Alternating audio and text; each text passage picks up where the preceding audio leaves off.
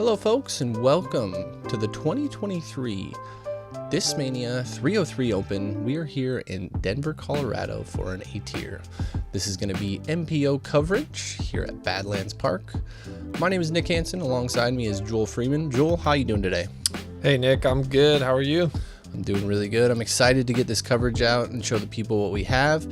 This is going to be a great layout here at 303, what we call Badlands course.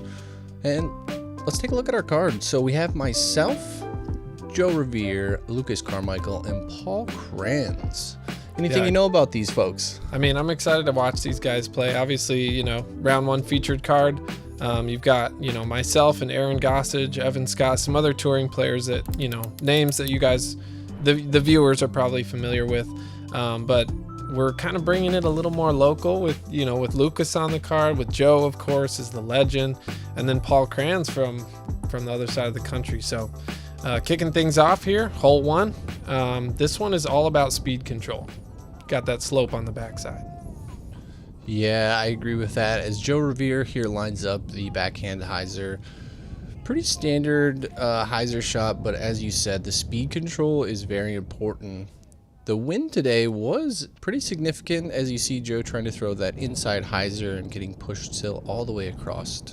Yeah, we're going to be getting pushed down like he thought he might. Yeah, we're going to be talking a lot about the wind today. I think on a dead calm day, you would see kind of more straight plays, but I think in the wind that we had here, which was kind of a head left to right, the hyzer, I think, was the smart play. What are you ripping on here? I'm actually throwing a juggernaut. What do you know about that disc? Very nice. Yeah. No, it's reliable. You can say that much about it. That's for sure. It is not flipping over and going right on the right-hand backhand. I can promise you that. Up next here is Lucas Carmichael, earning a spot from an earlier AM victory onto the featured card here at 303. He's one of the up-and-comers out of northern Colorado. Very excited to see him play. He is a multi-sport athlete, so not just in disc golf. Up next, we have Paul Krans from Massachusetts, Discmania sponsored player, earning himself a spot here on this feature card. Yeah, so, I mean, Lucas is probably going to be the player on this card that, the viewers are the least familiar with. So, a little bit about his game. He's got that young player kind of style, fits a couple of those stereotypes, mainly being that he has a pretty big arm. Smooth putting stroke. Anything to say about Lucas's game? Yeah, I would say, just like you said, he's got the power. He's a little more aggressive as these younger players are, and still kind of just trying to find his own in this game. He's been playing only a few short years so far. Yeah, he brings a lot of skills, but he's dialing in the consistency. Oh, a good little bid there. What was going through your head on that first hole? Little opportunity for birdie? I think if I remember correctly, the wind died down just a little bit, and I was, in that spot where right on circle's edge that it's either a go or no go, and I think it was the opportunity was the go choice just because of the downwind, and not really sure how many opportunities I was going to get on a day like today. Sure. Yeah, Joe makes a nice tester to start his round out, given that upshot got a little squirrely on him. Paul should be able to tap this one in just fine. Feels good to see one hit center on a day like this when there's when there's a lot of wind going on. You want to get that confident stroke going early. Yeah, having it rest in the bottom of the basket is sometimes hard on a day like today, but over to hole two. All right, yeah, this is one of my favorite holes on the course, actually. You got kind of a blind uphill landing zone, so that adds a lot of technicality to the drive. You want to get as much distance as you can so that you can bend an upshot up and over and onto the green.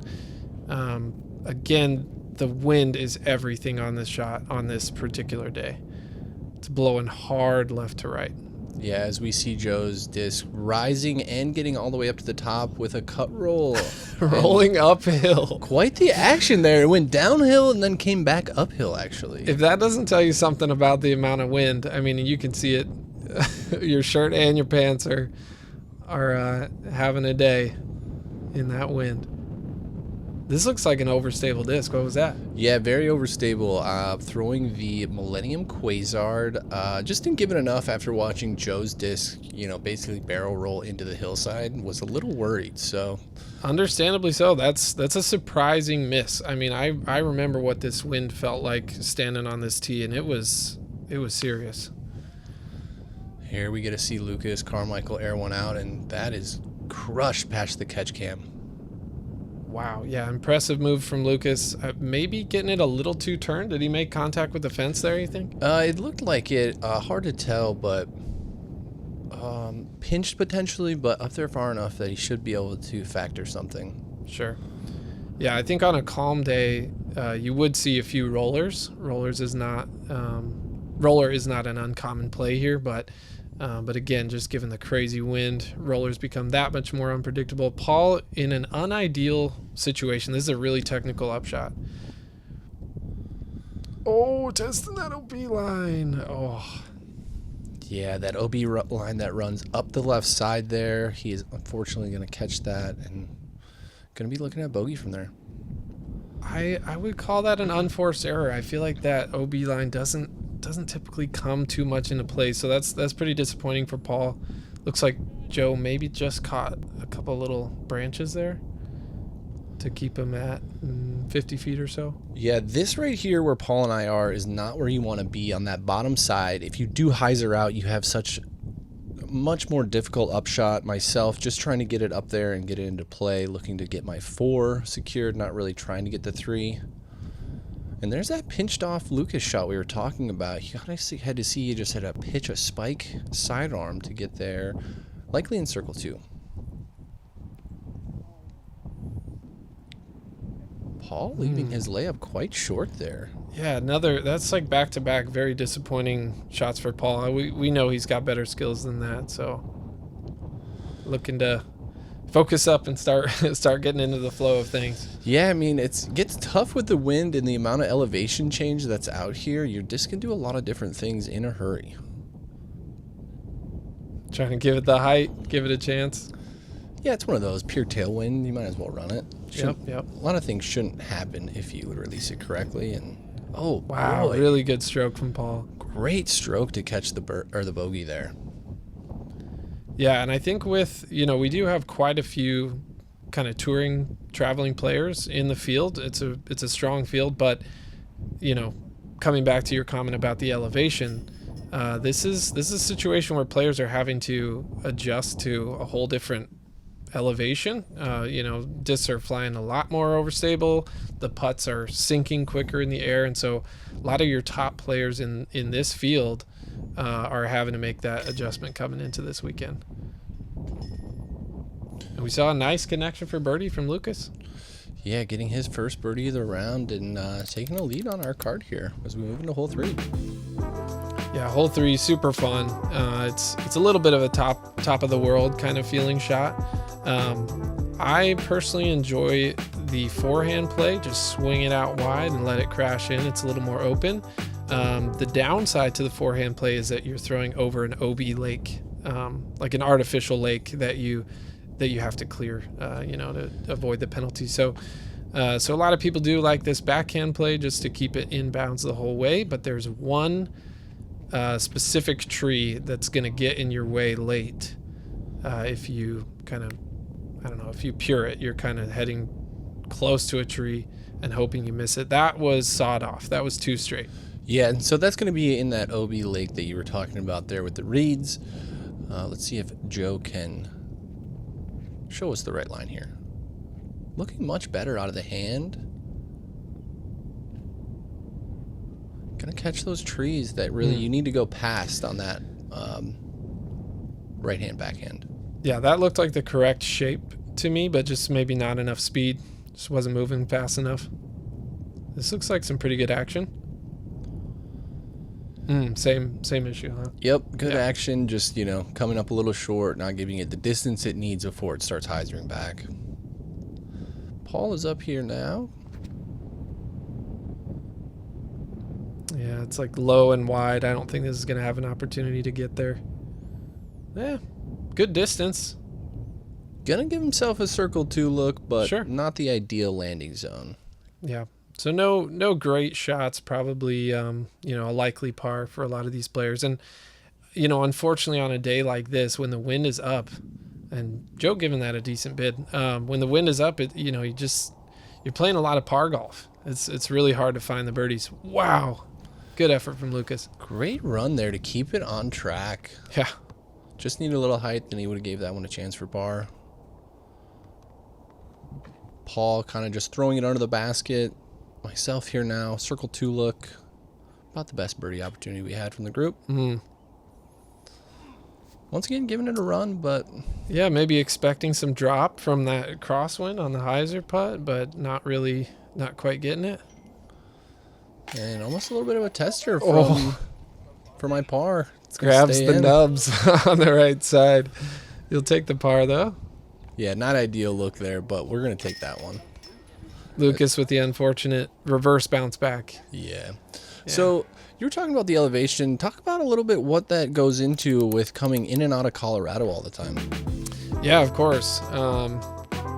It's for me personally, I don't really change up the discs in my bag. I just tend to reach for certain ones more often at different elevations. So yeah, it's just a matter of kind of making that mental adjustment, adjusting your expectations of the flip point, the hyzer point on each of your discs, and Joe with a nice ace run. But it seems to affect more discs, or affect certain discs more so than others, which is always fascinating to me. I don't know what makes a disc more affected by the elevation change, and it could just be mental, but that's kind of the pattern I've noticed, is it seems to affect certain ones in different ways. Yeah. So And we're here on hole 4, par 3, 273 feet. Just a real easy hyzer for a lot of these players, but good insight there on the elevation change, Joel. And wow, nice skip for Paul. I feel like that tree is just exactly in the way of the shot that we would be throwing. If that tree wasn't there, I feel like every shot would pass in that airspace. But this card is doing a really nice job of making that tree look like it is not in the way. yeah, I talked to Kyle Motti about this hole and the design, and it was really just kind of like a factor that they needed another hole, and with that tee position, it did exactly that. For the right-hander, it's right in the way, so it is causing a little obstruction, but one of those holes where you needed it just to get 18, and it ends up being what it is. Yeah, the course design is a difficult challenge, and inevitably, as a course designer, any of you out there who have done it before, you understand the kind of the need for filler holes sometimes. Yeah. I wouldn't be surprised if they put a little Mando in that.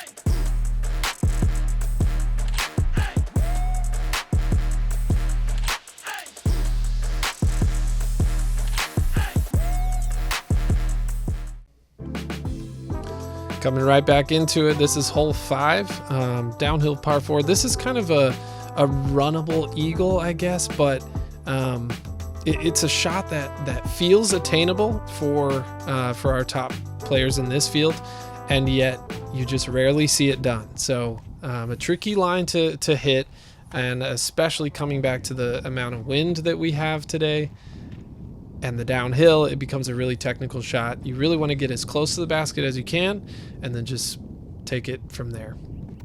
I couldn't agree more with that. Joe putting a good move on it, but gonna be turned over entirely too much. Had the speed, just not the correct angle to then fight back and get down the hill. Yeah, a little too safe. There is OB on the left if you hyzer out, so you do need to be a little disciplined with your angle.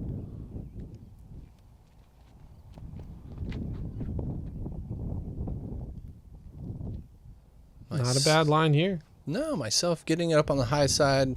I'm really just playing for the 3, so I'm trying to get distance and then get down the hill, and This puts me in a good position to throw a hyzer into the basket. It's kind of a touchy little kind of downhill look at it. I don't love being in that position. I'd love to test the green a little more, just so you don't have that such a technical upshot to bring the OB in play on the second shot. But it's hard to do. So we've got Paul coming to a similar position where I am in length. He's going to be up the hill just a little more, though. Lucas up here next. I would love to see Lucas attack the basket a little more here. Let's see if he can get a little more of that inside line. Kind of following your example. Yeah, also playing a much safer line. Ooh. With that wind today, I just don't feel like it's nearly as obtainable as it has been for some of those practice days we had. Yeah, no, I agree. I think if he had missed that last branch, that could have actually given him a look at the 2, but he'll have to settle for an upshot. And Joe not quite getting the height right there. Paul putting a good move on that. Oh, man. Flash in the basket. Gonna give himself a birdie look, but could you tell if that one will eagle? That one is going to be safe on that far Okay. left side. Okay, he was testing it, but he's good. Yeah. Oh, this is going to test the OB, yeah. Yeah, unfortunately, I think the sidearm from that side of the hill is better just because once it gets down there and skips, it's going to try and skip away from the OB, whereas the backhand is going to funnel straight towards that OB river. Yeah. The backhand brings these kind of some trees that are around, I don't know, circles that, like the one you just hit. It brings kind of those trees into play, whereas the forehand is a little more open. Joe trying to punch one through there, but not able to make it happen. Oh, Paul's got a pretty open look. Maybe having a hyzer around this bush a little bit. And Paul in for his second birdie in a row, getting him back under par for the round. Really nice. Love Paul's putting stroke. It just comes out of his hand really nice. Myself here for a birdie. Yeah, that's a good hit.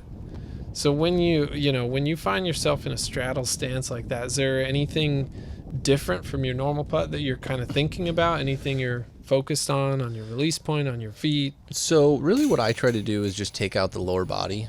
Okay. And I try to just then use a little bit longer stroke with the upper body to get the power I need that I'm losing from not using my legs as much.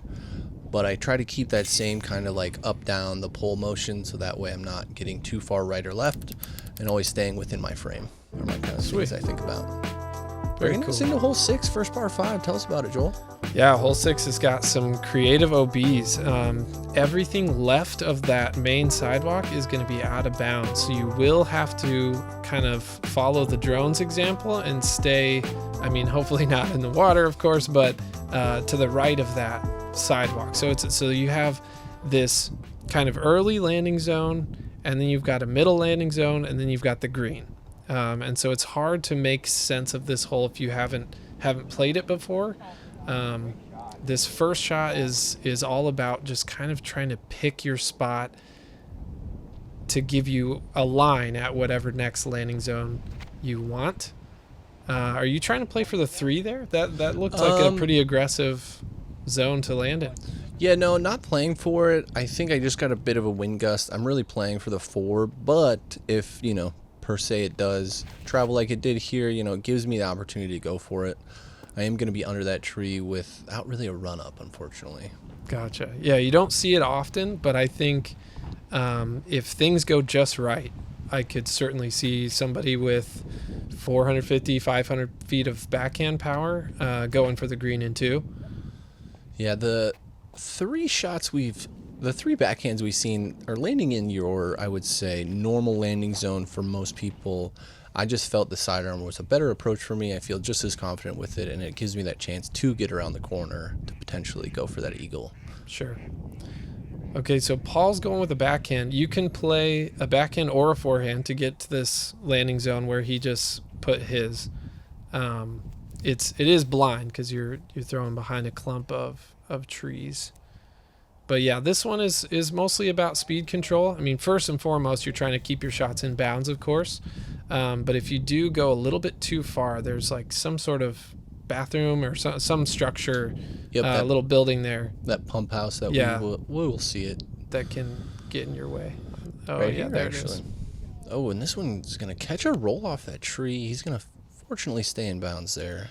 All those shots are in good position. Great To get up position. and down for birdie. So myself here, as you can see, that tree in my way, going with the standstill, just needing to get it across to the other side. Oh, yeah, that's a disappointing reaction from the ground. You were within 10 feet of a dream landing zone to try to push for the eagle here. Yep, you're exactly right there. It gets one different bounce, and we're sitting there, even maybe on that tee pad going for it. Joe's putting his a little too far out. And exactly that. He's going to give himself a circle 2 look. The one thing to note is once you get up to that green, from the water to about 60 feet deep of the basket is going to be your landing zone, where on the right side you have pretty open space. So if you try to push it on the left, you're risking OB. Paul's shot's looking pretty good there, but Just catching that little, roll out of bounds. Yeah, a little too quick. I think in my mind this shot is all about kind of getting the nose up. And, you know, priority number 1, of course, getting over the water, but priority 2, making sure that your disc isn't moving too fast as it lands. That shot looked pretty good to me, but maybe a little bit too left, a little high on the hill. Yeah, that one. Tough to see where that one landed with no catch cam, but Love the look of this. also getting a little close out of testing bounds. it. But Yeah. that was always my play, is trying to hit it on that top of the hill and let it skip forward. Because if you're hitting at the basket or past the basket, you have this issue that Paul ran into of skipping out. Oh no, that's a unforced error from Paul, hitting a tree right out of his hand. Yeah, that's interesting to hear your mindset, because that like sounds like an aggressive mindset to me, to try to clip the top of the hill, as opposed to the way I see this shot is, like I said, stalling it out and almost getting the disc to come backwards or drop straight down into that. I see the basket resting on this kind of like catcher's mitt. Yep. Where it just will kind of grab your disc on the way down. Oh, and Joe giving a good bid from outside the circle. Yeah, a couple opportunities missed here. I feel like this green is a little more protected, so a little less wind than we have had thus far. Good hit there for your birdie. Oh, no, sorry. That did trickle out of bounds. Squeezing the shot. par there, but we'll take it after an OB stroke. Yeah, it's a good save.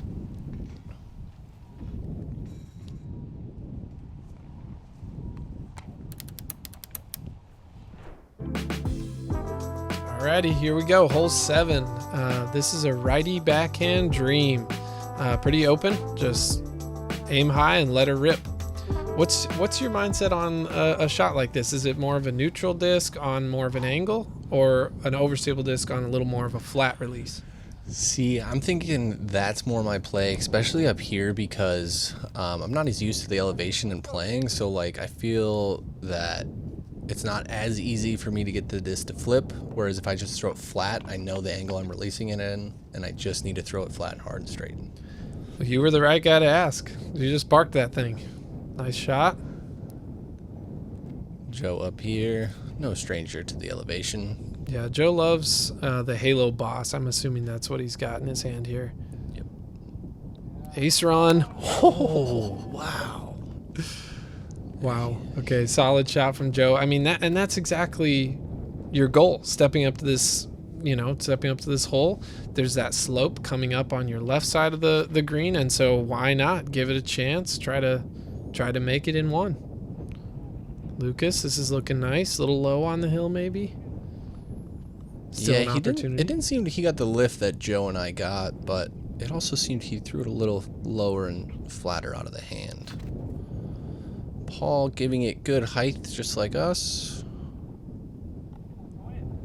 Looking good. Wow. Ooh, another All right, run. four birdie opportunities. Lucas is going to have, more of a tester than the rest, but see what he can do with it. Nice. Gets himself back to 1 under on the round.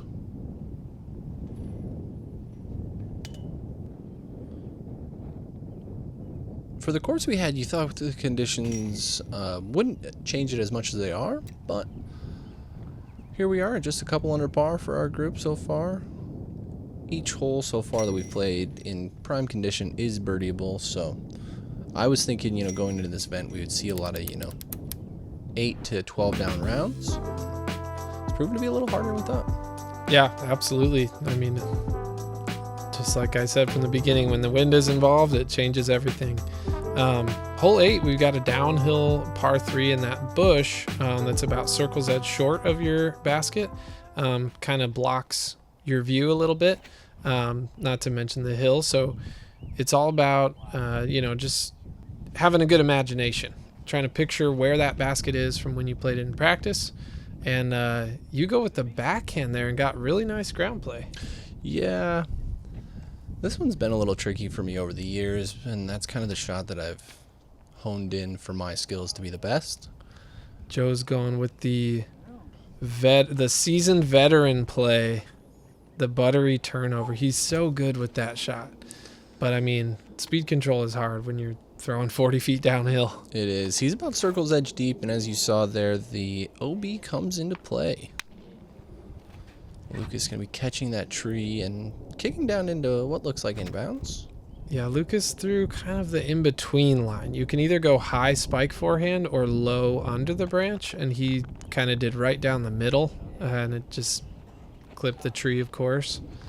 So a couple long birdie opportunities. Yourself inside the circle, and then Lucas with this.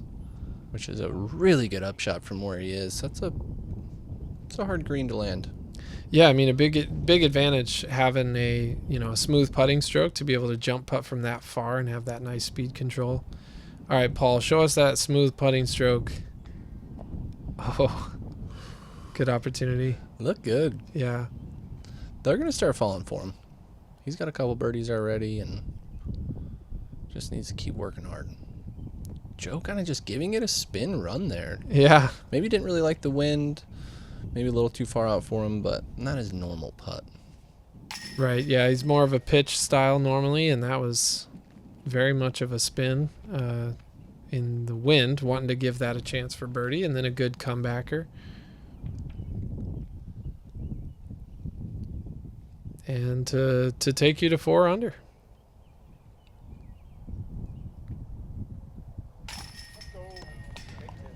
Yeah, feeling good there. 4 under is not bad for a day like today. Not at all. Yeah, setting a good pace. Paul making sure that one stays in the basket. Yeah, he wasn't exactly sure about that one. Came in with a little bit of nose down angle. Oh, that always gets your knees knocking a little bit watching those fly into the chains. All right, so hole 9. This hole has been around for a long, long time. They've adjusted the pin and the tee a little bit here and there, but you've got a classic kind of narrow tee shot with the OB on the right to scare you, and then you've got OB on the left in case you hyzer too much down the hill. And so the kind of guys who can get a really nice straight flight out of their high-speed disc are the ones who are going to have an advantage here. A little bit high, but good enough. Yeah, getting a little lucky there through that tree. Going to be too far on the inside. You want to be further right, but we'll take those results. Joe is up next here. No stranger to throwing the disc straight. But he's also taking a higher, kind of just fading out route. So yeah, that didn't look super high speed. If I had to guess, I'm saying Thunderbird. So yeah, just trying to get the good ground play. In this case, trying to go big over top of everything. Wow, I've never seen this play before. Oh, and he nearly pulls it off, but not enough. Interesting play. I mean, he wasn't going to get to the green, so he's still looking at getting a birdie, but maybe if he got the right turn, he does get up to the green with that shot. Yeah, that's an interesting, risk reward. I don't know. I'm sure he's done it well in the past, and so I'd be curious to see what it looks like when he pulls it off. But Paul there just kind of showing you the textbook play. Unfortunately, his footing is going to get a little tricky, landing very near some foliage. Lucas with a nice recovery here, though.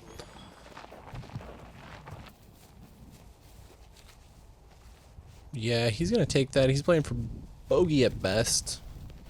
Joe here going with a high hyzer after landing down the hill a little ways. He's going to have one tree to contend with to get into the green, and he's going to clip them hanging branches, leave them inside circle 2 for probably about 40 to 45 feet. Yeah, that's a big hyzer from down there where he was throwing it. If you're more where Paul's at, you can go under the branch, but where Joe was at and maybe where you're at, you kind of are. It requires more of a wide swinging around the branch kind of shot. Let's see what Paul goes with. Yeah, Paul is in the almost ideal landing zone. A little shorter there. Obviously, you saw his footing, but being longer down the fairway is ideal on this hole. Unfortunate ground play. I felt like that was a really solid shot, but just didn't quite get the reward that I expected that shot to get. Yeah, it looks like it's almost hard-packed dirt, but it seems pretty soft. Here's Joe for his birdie. Gonna try to jump this one in. Good bid, just a little short. Here's myself from circle 2.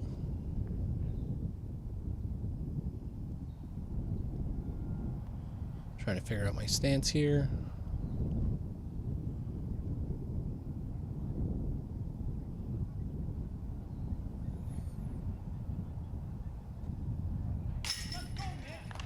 Wow, very nice. Little stepper. Yeah, that was the old Barry Schultz move right there. Oh, okay. Having your foot in front of your lie, picking it up and giving her a throw. I did not understand what was happening there. I love that we got to see the replay from another angle. It's one to add to your toolbox. Absolutely. If you don't already have it. You got some tools and you got a little bag of tricks that you brought out with you on the course. That was really cool. Great conversion from Paul. Gets it to go. He's loving it. You know, it's good momentum there to take him to the back 9. Got himself under par again. Made a big putt. See if he can push through the back, get some birdies. Absolutely. And that's going to do it for our front 9 here at the 303. Myself at 5 under par, Joe at 2, Paul at 1, and Lucas at even.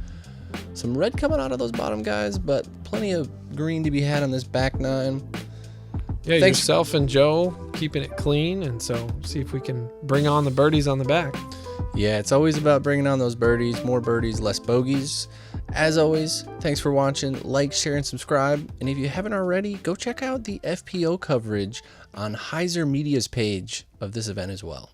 We'll see you on the back 9.